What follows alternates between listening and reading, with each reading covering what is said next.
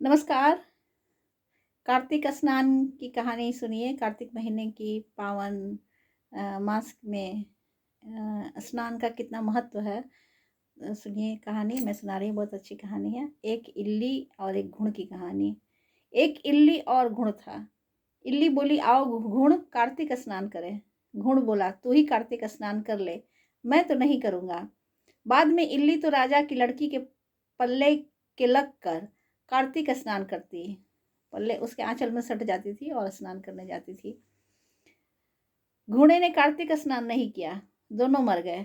बाद में इल्ली के कार्तिक स्नान के पुण्य के कारण राजा के घर में जन्म हुआ और घुड़ राजा के घर गधा बन गया। राजा ने बेटी का विवाह सावा निकाला। बेटी ससुराल जाने लगी तो उसने अपनी पालकी रुकवाई और राजा से कहा, यह गधा मुझे चाहिए। तब राजा ने कहा, यह मत ले, चाहे और धन दौलत ले ले, पर लड़की नहीं मानी, मुझे तो यही चाहिए। गधे को रथ के में बांध दिया तो गधा दौड़ने लगा।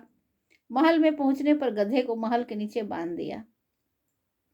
जब लड़की नीचे उतरी तो गधा कहता, मुझे पानी पिला दे। तब लड़की ने कहा, मैंने पहले ही कहा था कि कार्तिक स्नान कर ले, पर तूने कहा था मैं तो बाजरा खाऊंगा और ठंडा ठंडा पानी पीऊंगा।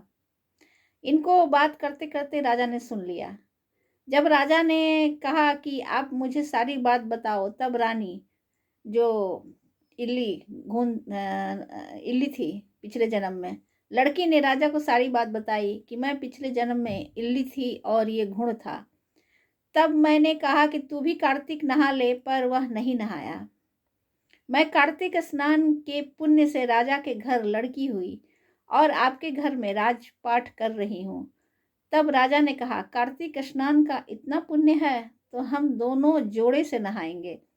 राजा ने अत्यंत प्रसन्न से कार्तिक स्नान कर दोनों ने मान पुण्य किया और सारी नगरी में कहलवा दिया कि सब कार्तिक स्नान कर नहाया हुआ पानी घुड़ पे डालेंगे, जिससे घुड़ की मोक्ष हुई। तो सभी लोग नहा करके आते थे और उस गधे के ऊपर पानी छिड़क देते थे, जिससे कि उस गधे के जन्म से मोक्ष प्राप्त हुआ है।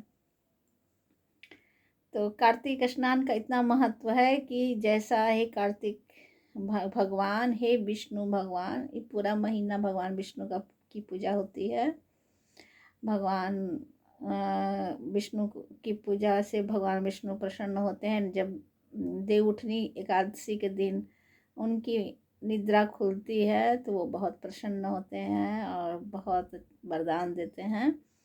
तो हे विष्णु भगवान, जैसा सुख इल्ली को दिया वैसे सबको देना। कहता ना सुनता, ना हुकारा भरता, ना मेरा परिवार, सारा परिवार है, सारे परिवार को सुख शांति देना। तो आप सभी को कैसी लगी घुड़ और इल्ली की कहानी? ये सब पौराणिक कहानियाँ हैं कार्तिक मास की।